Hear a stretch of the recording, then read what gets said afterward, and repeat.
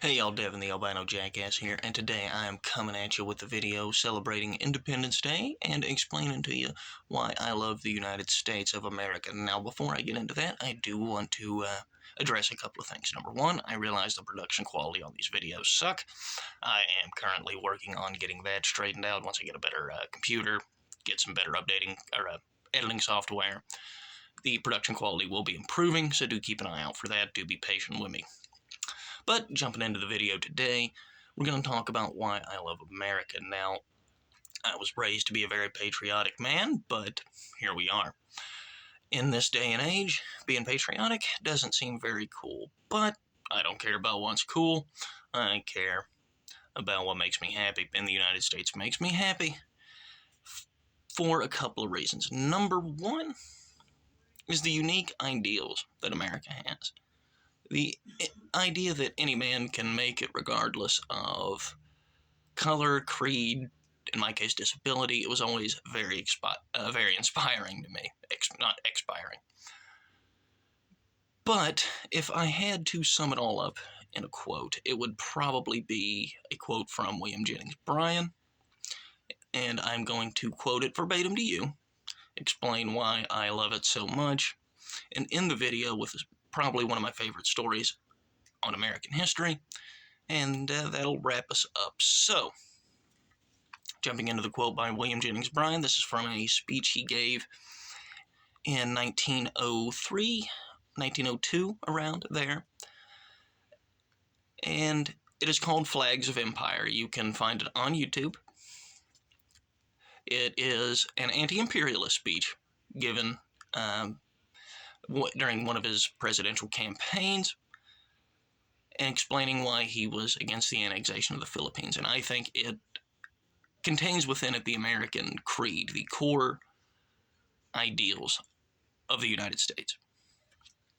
And that quote goes, "I can conceive of a national destiny that meets the responsibilities of today and measures up to the possibilities of tomorrow. Behold a republic, resting securely upon the mountain of eternal truth. A republic applying in practice and proclaiming to the world the self-evident proposition that all men are created equal, that they are endowed with inalienable rights, and that governments are instituted among men to secure these rights, and that governments derive their just powers from the consent of the governed. Behold a republic in which civil and religious liberty stimulate all to earnest endeavor, and in which the law restrains every hand uplifted for a neighbor's injury. A republic in which every citizen is a sovereign, but in which no one cares to wear a crown. Behold a republic standing erect, while empires all around are bowed beneath the weight of their own armament. A republic whose flag is loved, while other flags are only feared.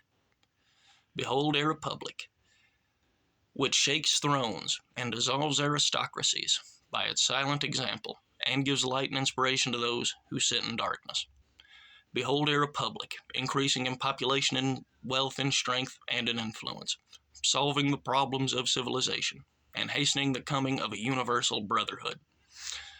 A republic gradually becoming a supreme moral factor in the world's progress, and the accepted arbiter of the world's disputes. A republic whose history, like the path of the just, is as a shining light that shineth more and more into the perfect day." That quote encapsulates the American promise. The American promise that you can be your own man, that no matter what, you can rise above your circumstances in life. That is the most inspiring thing to me for a lot of personal reasons, especially being disabled. But despite all of that, I've managed to carve out a decent life for myself. Now, it has been a lot of hard work. It has not been easy. But the promise isn't that it's going to be easy. The promise is that you have a chance. You have to take advantage of that chance. The reason I'm not making millions right now, because of life decisions I made. And even in this country, that's not enough to hold you back. As long as you start making better decisions and continue to work hard and continue to strive for your goal, you will achieve it. And that's another reason why I think this is the greatest country on earth, and why I personally love it so much, is the people, the American people, are some of the strongest, most resilient people on the face of this earth. Through COVID, through all the craziness of the last 10 years, it's not been enough to break us. And I don't think it's going to be able to break us. Because every time throughout our history, when we really when we really needed to, we came together as a country, and I think we'll do it again.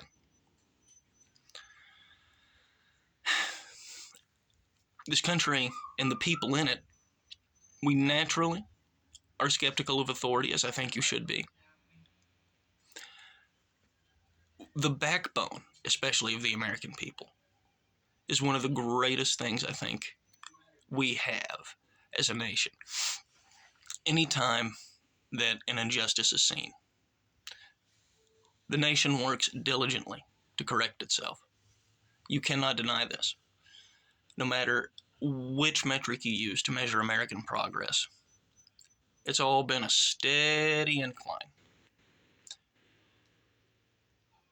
It's going to be on us to keep that upward trend going.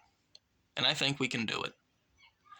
And today is the day where we are meant to be unapologetically and unabashedly American. Take pride in it. Take pride in the achievements, from scientific to philosophical to you name it, medical especially in the last few years. The United States still leading the world in medical technology development, so that's always nice to see.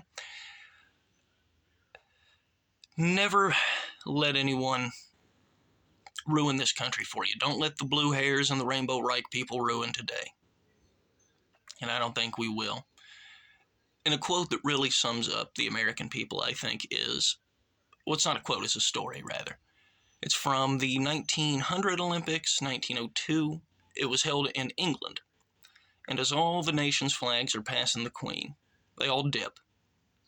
Well, as the American flag is coming up, a man from the American team runs up to the flag bearer and says, "If you dip that flag, you're a dead man."